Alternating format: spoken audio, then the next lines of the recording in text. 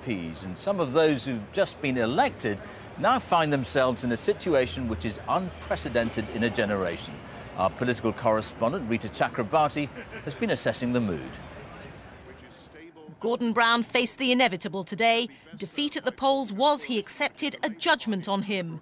With more of his MPs calling on him to go, the time he had to accept had finally come. Westminster had been focused on the drama of talks between the Lib Dems and the Tories, but news that Gordon Brown was stepping down had political friends and foes rushing forward with their reactions. Gordon was always pretty clear that he didn't win that election. And I think the way he's conducted himself since then has genuinely been about trying to steer the country through this very odd constitutional situation, which none of us have really experienced before. David might have done, but my generation, Andrew's generation, we haven't. It's a big, brave decision. I think it's the right decision for him, the right decision for the country and the right decision for the Labour Party. And it allows us to move forward. As for the race to succeed Mr Brown, the Foreign Secretary David Miliband is almost certain to throw his hat into the ring. His brother Ed, the Energy Secretary, could make it a family contest.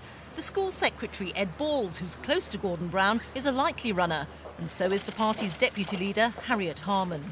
Did Mr Brown fall on his sword to allow Labour to open formal talks with the Lib Dems? That's unclear, but the Transport Secretary said the two parties were close in many ways.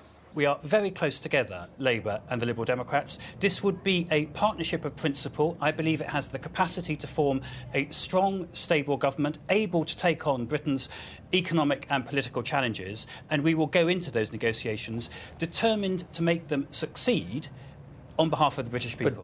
Gordon Brown's resilience to his own unpopularity earned him an almost grudging respect. Today he's admitted it's for others to lead his party and the country, and that finally the game, for him, is up. Rita Chakrabarti, BBC News, Westminster.